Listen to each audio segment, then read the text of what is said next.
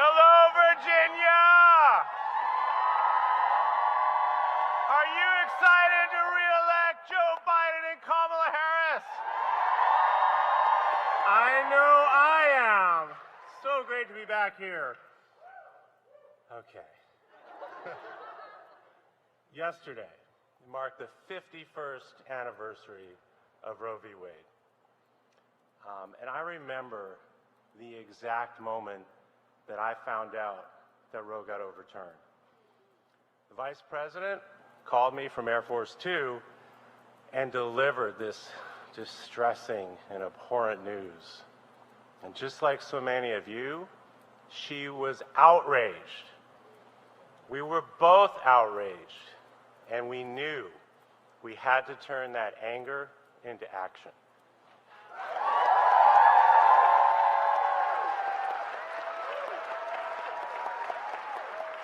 But we all still feel that rage today. I know I do. And I think about it. I have an 83-year-old mother, and we also have a 24-year-old daughter.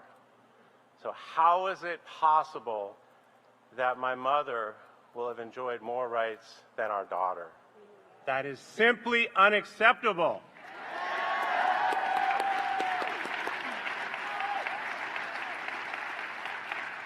Now we all knew, and all of you knew, you've been doing this work for so long, that the reversal of Roe would bring significant harm to many women and families. It's actually worse than we thought, what's actually happened. And we're going to hear some of these tragic, horrible stories tonight. And sadly, so many other women and families whose names and stories we don't know, they're all out there suffering as well, but they're suffering in silence, and that's not right. The Dobbs decision created a health care crisis.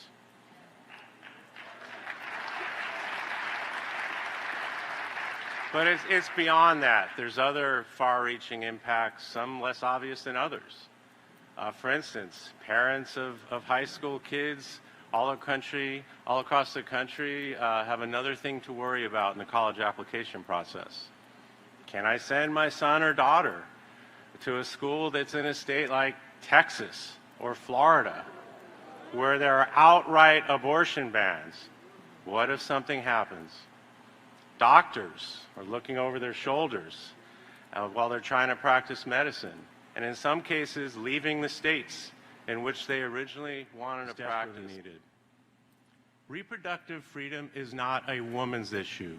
It's an everyone's issue.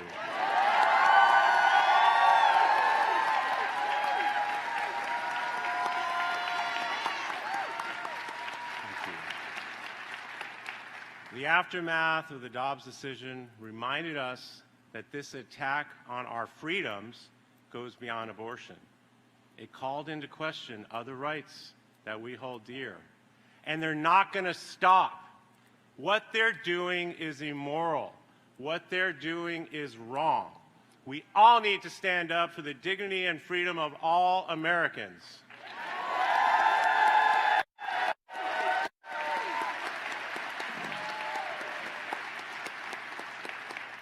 Donald Trump and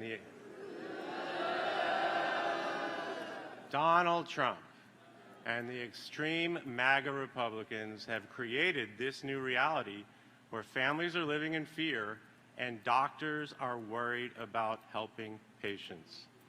This moment requires all of us, everyone, each and every one of us, to speak out in defense of reproductive freedom.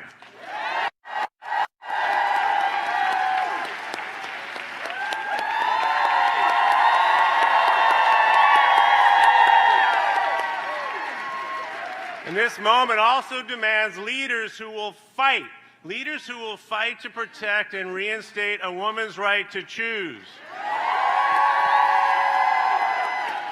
And luckily, we have those leaders. We have Joe Biden and Kamala Harris. They understand and care about the senseless pain that women in this country are suffering through. They understand the pain that our families across the country are going through because of this Dobbs decision and the horrible aftermath. And with so much on the line, our Vice President, my wife,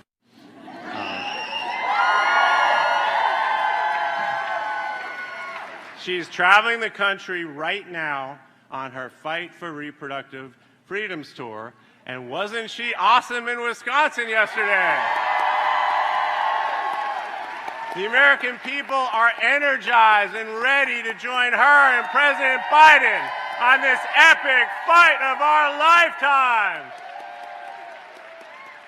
As a father, as a husband, as a son, but also as a longtime lawyer who really cares about the rule of law, I know that everything's on the line.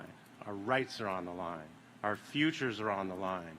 Our health and safety of our families are on the line.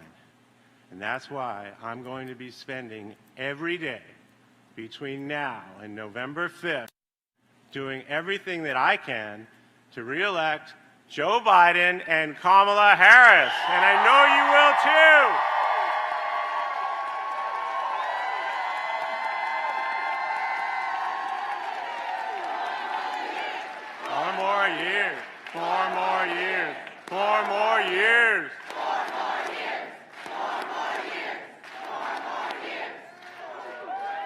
I agree. We all got to do this together because we cannot stop. We cannot stop fighting until we restore Roe as the law of the land.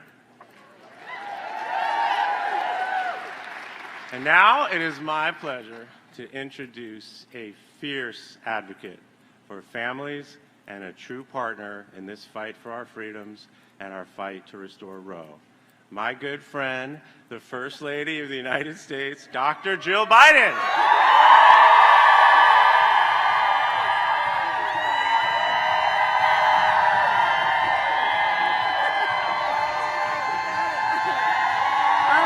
Thank you. Thanks. Oh my gosh, thank you. Thank you.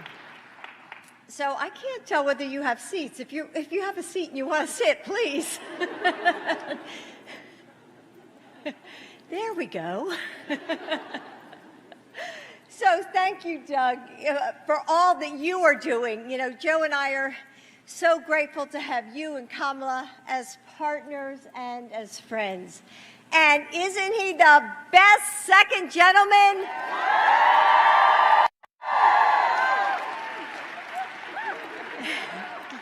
And Doug, you're right. We need men in this fight, too. So thank you for your leadership.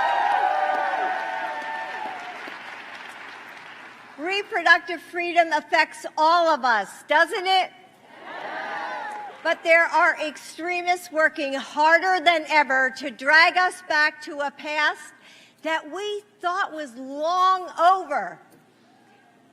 This afternoon, I want to tell you a story about something that happened a long time ago, but one that has really been on my mind recently with all that's been happening.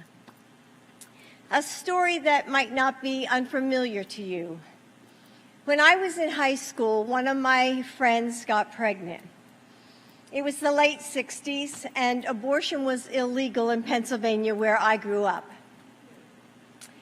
To end the pregnancy, she told me her only recourse was to undergo a psychiatric evaluation to declare her mentally unfit before the doctor would perform the procedure.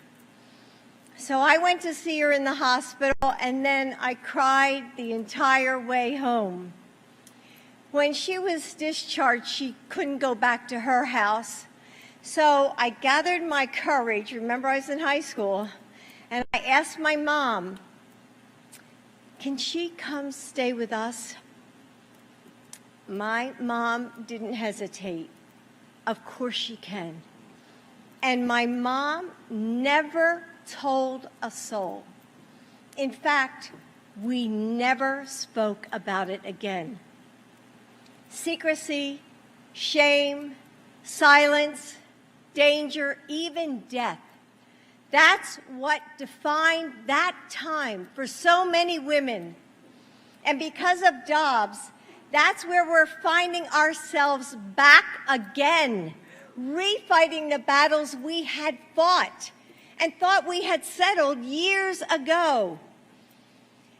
Last year at the White House, I met with a group of women who shared heartbreaking stories about what a post-Roe world looks like for them, about the terrifying lengths they had to go to just to get the care that they needed. Elizabeth, Anya, Nancy, Austin, they came from different backgrounds and states, Florida, Texas, Louisiana. However, the details of their experiences were similar. They wanted these pregnancies. For them, there was crib shopping and ultrasounds stuck to the fridge, and then a devastating diagnosis. Doctors who refused them care, pain and humiliation and deadly infections. They described being told that they were in medical danger, but not enough to get the abortions they needed. They talked about, being afraid to tell people what had happened, of feeling like a criminal as they fled their home state to get care, how their spouses felt helpless, terrified for their families. They recalled their stories with a stone-like strength, poised, practiced. But then I would see a memory flash across their eyes, as if they were back in the bathroom, waiting for the worst, or praying that they just make it to safety as they cross that state line. Their voices would crack. They'd pause to fight back the tears. We did not want this fight. We did not ask for this fight. But if fight we must, and we must, there is no one I'd rather have leading us than President Biden and Vice President Harris.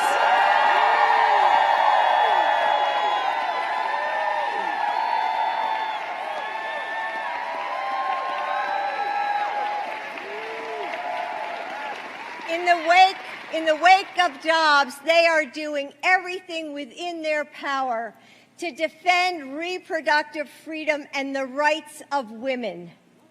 Because we will not let the extreme MAGA Republicans win this fight, will we? No! This will not be the legacy that we leave to our daughters and our granddaughters, will it? No! No. The choice this election is clear. Women put Joe and Kamala in the White House, and we will do it again.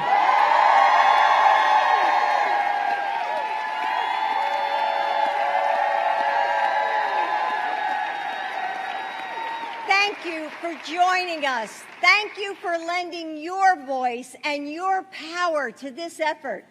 And thank you for all that you are doing to re-elect this administration. And now it is my honor to introduce a leader who has been on the front lines of fighting for reproductive freedom, a leader who is traveling our country to elevate the voices of many women who are so impacted by this issue. A leader who is an inspiration to women and girls everywhere. Our Vice President, Kamala Harris.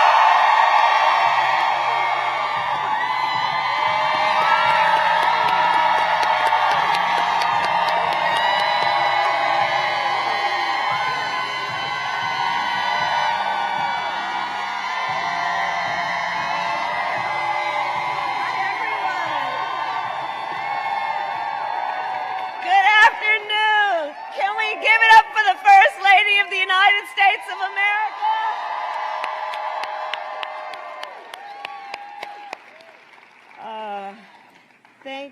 Dr. Biden. Thank you, Jill. She's been traveling. She's really been traveling, and I can't thank you enough for your friendship and your leadership. And I have to say about our First Lady, just as she left the stage, she has been an unwavering champion for the women and families of our nation. Excuse me.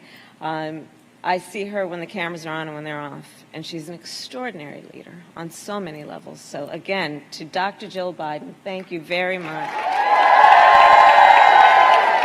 Please have a seat if you'd like. And to my husband, the second gentleman of the United States, Doug Emhoff. And of course, I always thank him for standing with the women of America and for the people. And of course, our President, Joe Biden, who's going to take the stage very shortly, who, as we all know, which is why we are here together, we have in Joe Biden a courageous fighter for our most fundamental freedoms as Americans, including, of course, the freedom to make decisions about one's own body and not have their government tell them what they're supposed to do.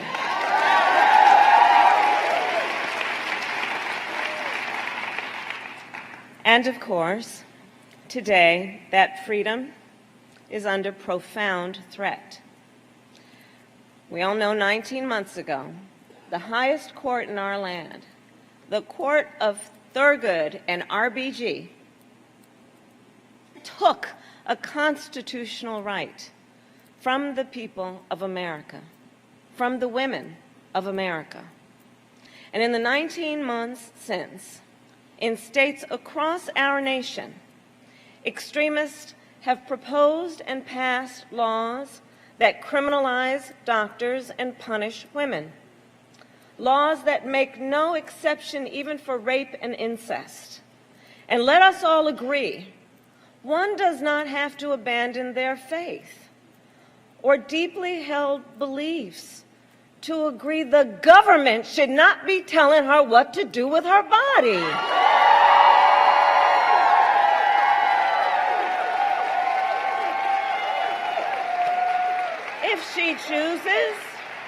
If she chooses, she will consult with her pastor, her priest, her rabbi, her imam, but it should not be the government telling her what they think is in her best interest. And note, while these extremists say they are motivated by the health and the well-being of the women and children of America, in reality, they ignore the crisis of maternal mortality.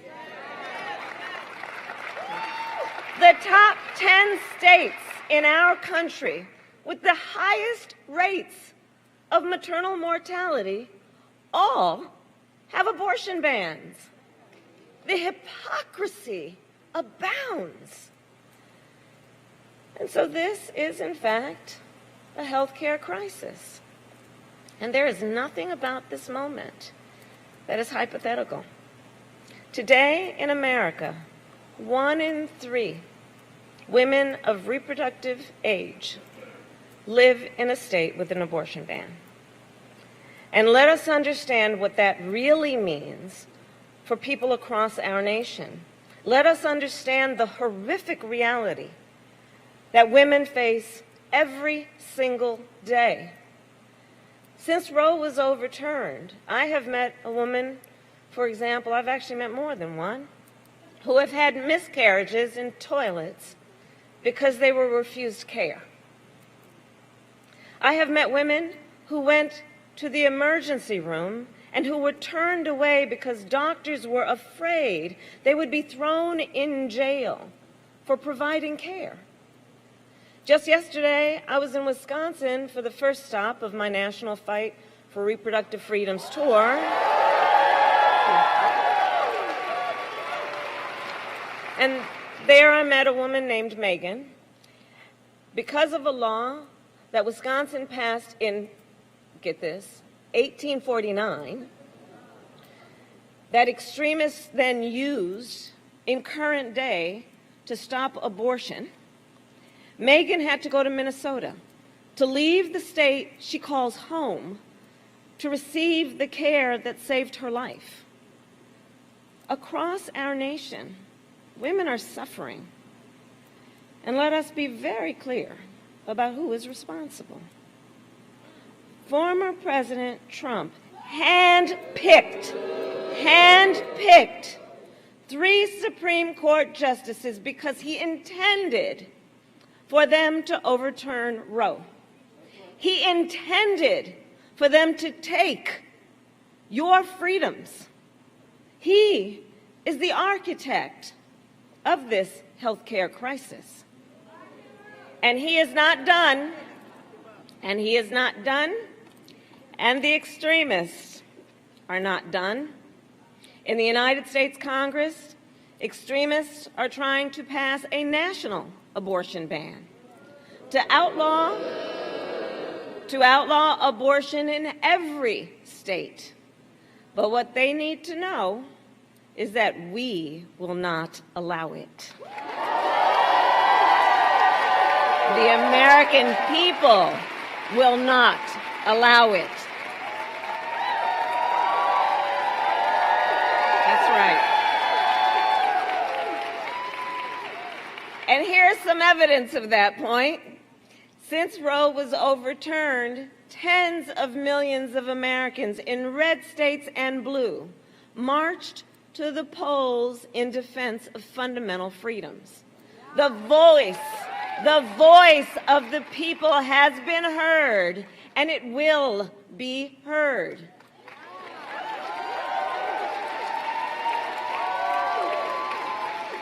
So today, I ask the people here in Virginia, are you ready to make your voice heard? Do we trust women? Do we believe in reproductive freedoms? Do we believe in the promise of America?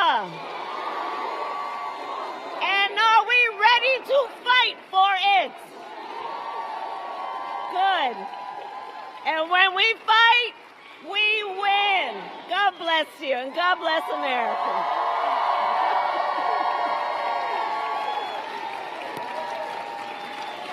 And now,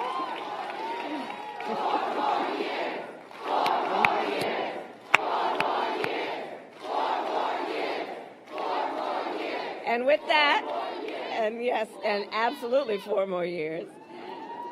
And so getting on to how we're going to get there, let me just say we have a president who knows how to win, a president who is protecting women's access to medication and emergency care, protecting women's privacy and the right of women to travel to receive care. We have a president who has a vision for our future.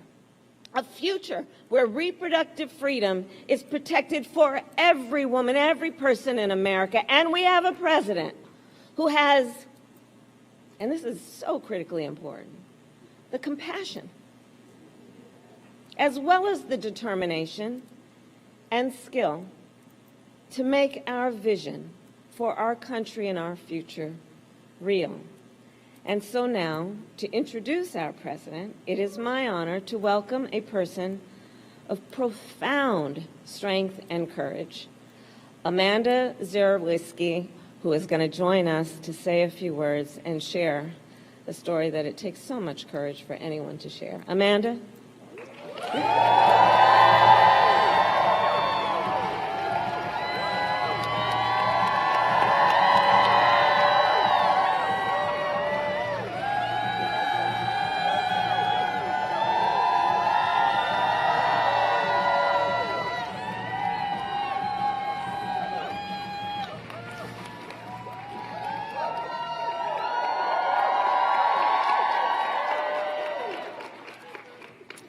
Thank you, Vice President Harris.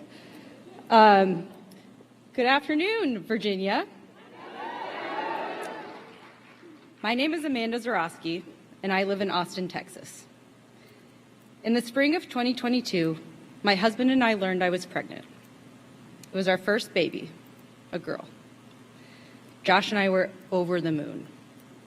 I had undergone grueling fertility treatment for 1.5 years, so we were thrilled to finally have a baby on the way. As difficult as it was for us to get pregnant, my first trimester was smooth sailing. But then suddenly, at 18 weeks, I suffered catastrophic complications. My cervix had dilated prematurely, and as my membranes had ruptured, there was no way to safely reverse course. We were with 100% certainty going to lose our baby girl.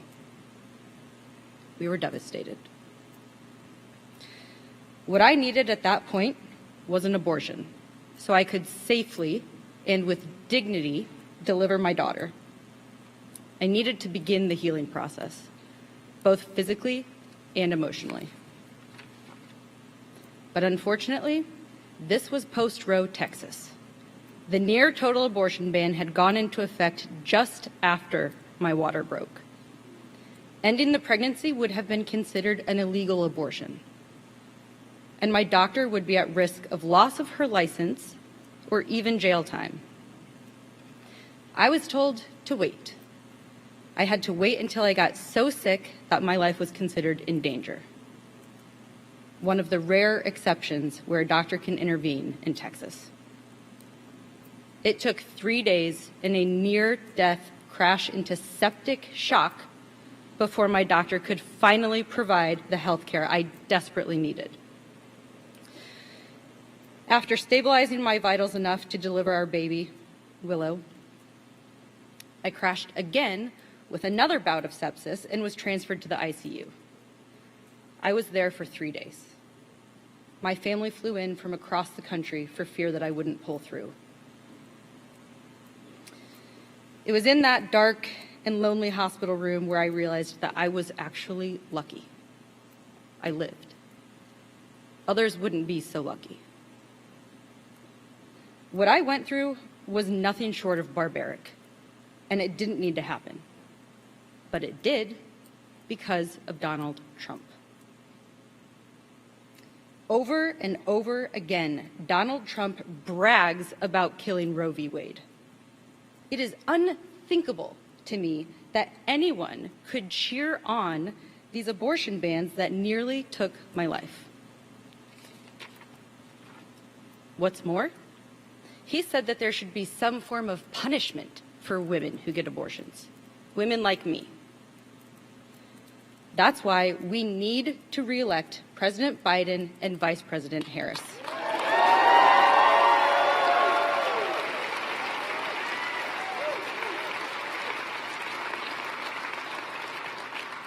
They are fighters for reproductive freedom, and they won't stop until Congress passes and President Biden signs a law restoring the protections of Roe so that people in every state have access to the care that they need.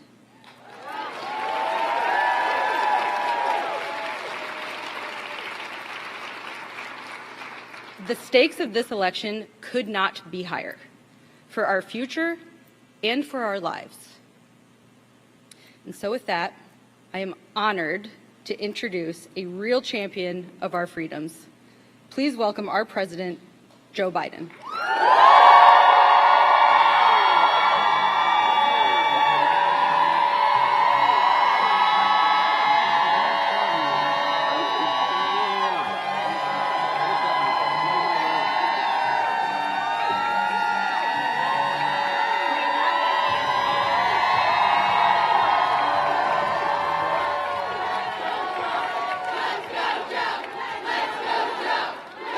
Thank you. Let's go, Joe. Thank you, thank you, thank you. Let's go, Joe. Thank you, please. Let's go, Joe. Take a seat if you have one. Hello, Virginia. And the real governor, Terry McAuliffe. My name's Joe Biden. I'm Jill Biden's husband and Kamala's running mate. Kidding aside, thank you, Kamala, for your leadership, protecting the reproductive freedom, and for so much more that you do. And thank you, Jill and Doug, for shining the spotlight on so many issues affecting women's rights, not just this one. And Amanda, thanks for the introduction. You realize how much courage it takes to do what she did? No.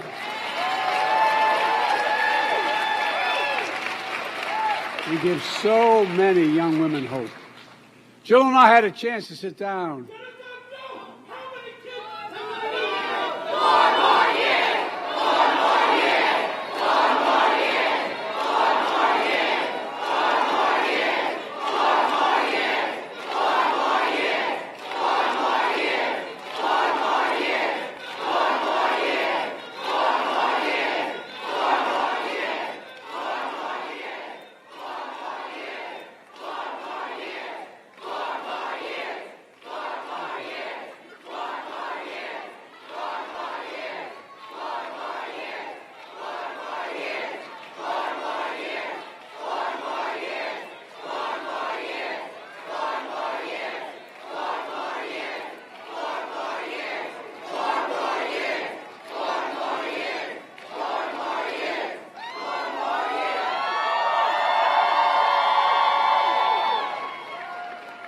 Thank you.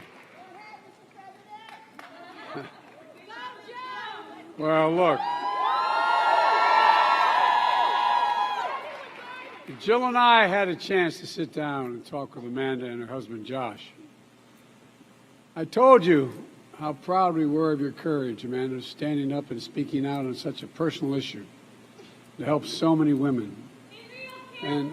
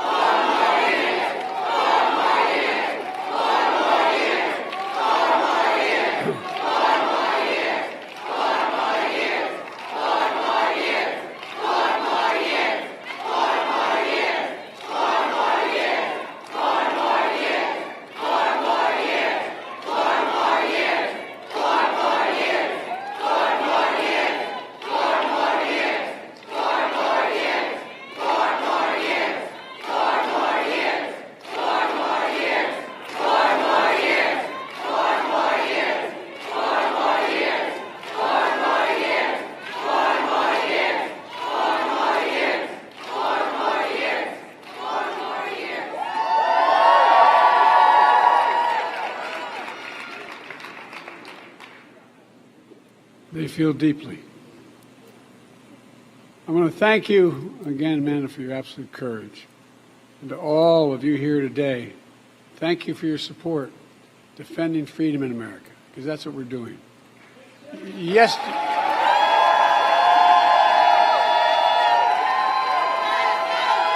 Yes.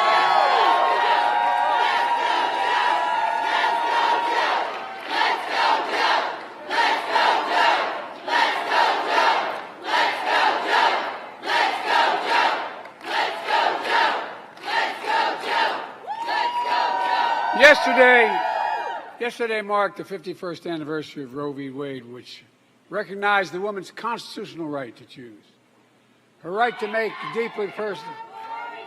We're going to have this going to go on for a while.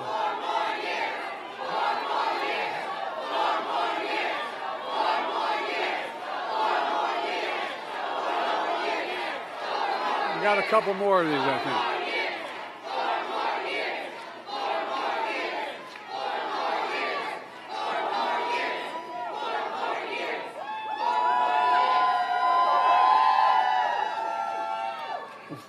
Folks, I believe Roe v. Wade got it right, and so do a majority of Americans, and they still do. We all know what happened a year and a half ago. The new Supreme Court made an extreme decision overturning Roe v. Wade with their Dobbs decision.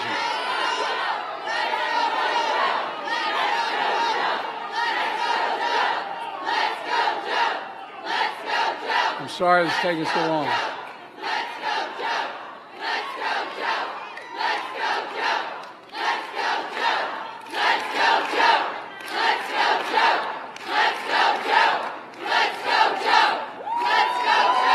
Folks, the Supreme Court did what it never had done before. It ripped away a fundamental constitutional right that was in place for nearly 50 years. And that was so important to so many Americans for so long. As I said on that day, the health and lives of women in this nation would be at risk and the consequences of this decision. That's exactly what happened. Today in America, women are being turned away from emergency rooms, forced to travel hundreds of miles to get basic health care, forced to go to court to plead to help to protect themselves and the ability for them to have children in the future. The cruelty is astounding, and it's a direct affront to a woman's dignity to be told by extreme politicians and judges to wait to get sicker and sicker before anything can happen, even to the point where, as you heard, your life had been determined to be in danger. Or the idea that a woman should have to carry a fetus after she's been raped or the victim of incest. It's outrageous. It's outrageous. Or the idea a woman receives competent medical advice that the fetus she's carrying won't live and will impact on her ability to have children in the future, and she still can't get medical care. I think it's unconscionable. Did anyone think that this is where America was going in 2024? No. I could go on, but look, and let there be no mistake, the person most responsible for taking away this freedom in America is Donald Trump.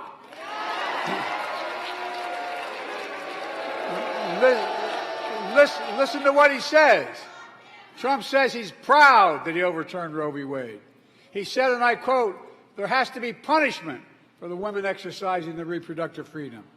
He describes the Dobbs decision as a miracle, but for American women it's a nightmare. So let's be absolutely clear what Trump is bragging about. The reason there are 21 states where abortion bans are in effect, made with no exception for rape or any other or incest, is Donald Trump. The reason women are being forced to travel out of state. This is going to go on for a while. They got this plan.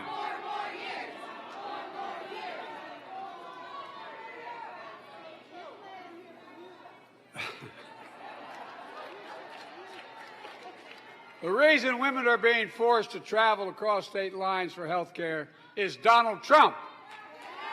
The reason their family members are trying to get help, them to threatened with prosecution, is because of Donald Trump. And the reason their fundamental right has been stripped away is Donald Trump. And because of Donald Trump, doctors are fleeing their home states, setting up practices in other states, because they're afraid they'll be put in prison if they exercise their responsibilities. In states like Texas, doctors can get a life sentence for providing the care they were trained to provide. It's outrageous. And frankly, Donald Trump and MAGA Republicans, including the woman hollering,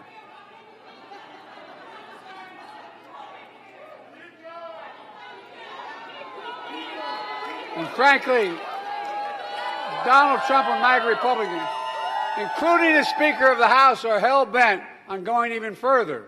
To date, MAGA Republicans in Congress have proposed 3 additional national abortion bans to criminalize health care in every state. Let me tell you what they are. First is a 0-week ban with absolutely no exceptions.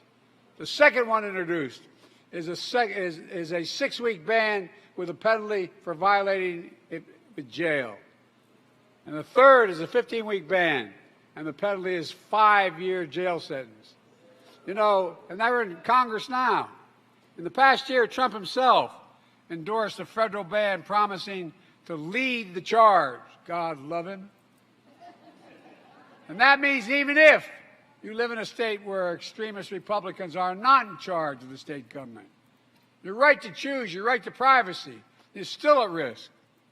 But as long as I have power of the presidency, know this: if Congress were to pass a national abortion ban, I will veto it. I will veto it.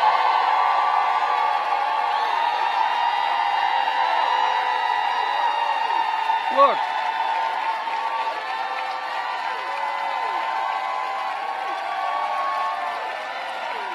MAGA Republicans. MAGA Republicans are trying to limit all women in America from getting a safe and effective medication.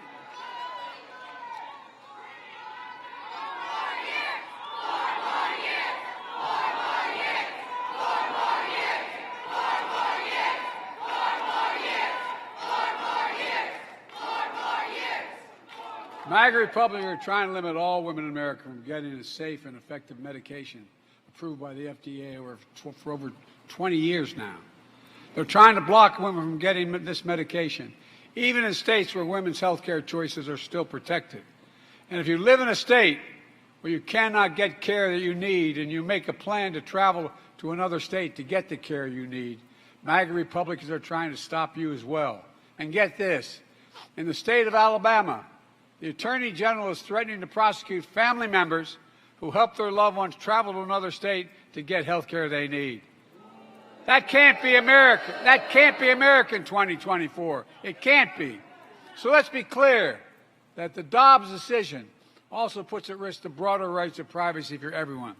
That's because the fundamental right to privacy, which Roe v. Wade recognized, has served as the basis for so many other rights that are part of the fabric of this country.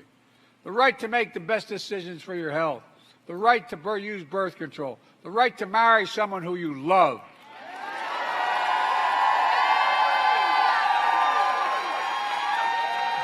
Justice Thomas wrote as much in his concurring opinion on Dobbs, that the future cases of the court, he said, should be considered, can reconsider all substantive due process precedents from Griswold on.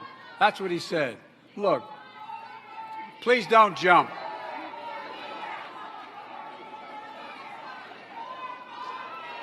Folks, the extreme laws passed by Dobbs have no place in the United States of America.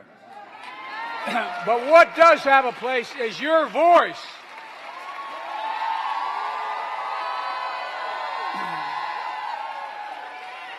The Dobbs decision practically dared women of America to be heard. In writing, they said, women are not without electoral or political power. No kidding. I said at the time, I don't think this court and the MAGA Republicans have any clue about the power of women in America. I don't think they have any clue.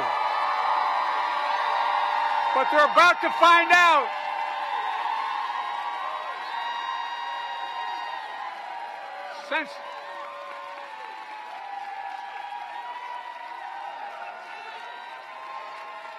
Since the Dobbs decision, all over this country, from Ohio to Kansas, Michigan, Kentucky, Wisconsin, and right here in Virginia, Americans have showed up, women and men of all races, all backgrounds, voting to protect the freedom to choose.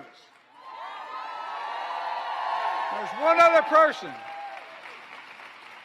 who doesn't have a clue about the power of women in America. Donald Trump. But look,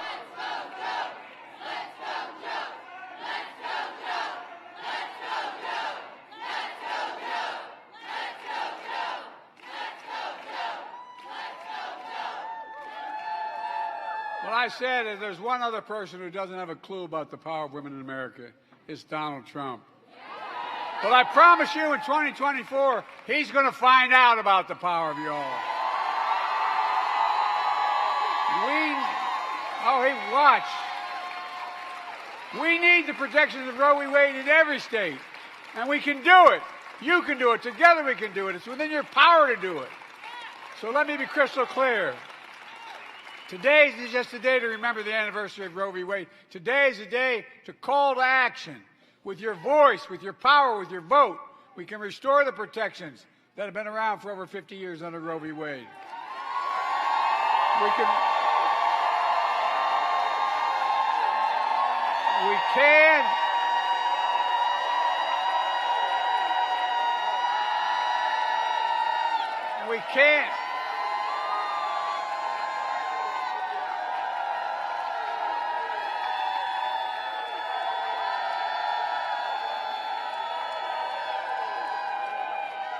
We can once again make it the law of the land in America, and we're going to do that. Are you ready to make it happen?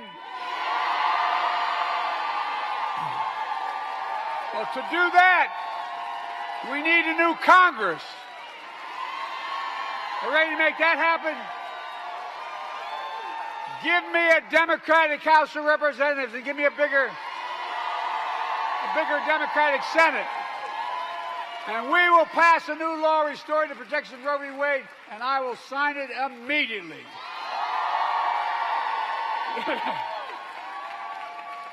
And let's remember, it was Donald Trump and his Supreme Court who ripped away the rights and freedoms of women in America. And it'll be Joe Biden and Kamala Harris and all of you who are going to restore those rights for the women of America. Donald Trump is betting you won't vote on this issue. But guess what?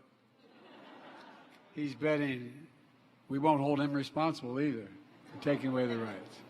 He's betting you're going to stop caring. By the way, that you'll get distracted and discouraged and stay home. Well, guess what?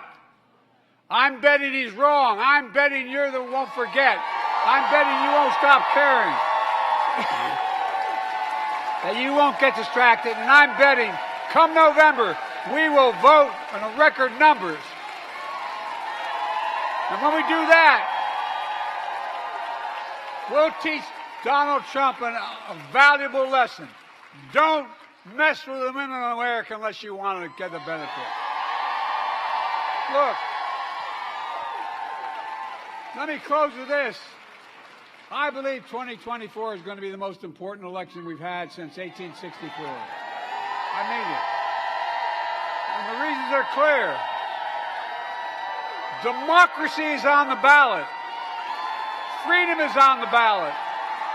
Like the freedom to choose, the freedom to vote, the freedom to love who you want, the freedom to go to work, go to school, go to your house of worship without fear of being gunned down by a weapon of war. So my question to you is simple. Are you ready? Are you ready to defend democracy? Are you ready to protect our freedoms? And are you ready to win this election? Let's get this done. Talk to your families and friends. Organize your community. Register to vote. Get people to the polls. And let's remember who we are. We are the United States of America. And there's nothing beyond our capacity when we do it together. May God bless you all, and may God protect our troops. Thank you, thank you, thank you. From the bottom of my heart, thank you. Thank you.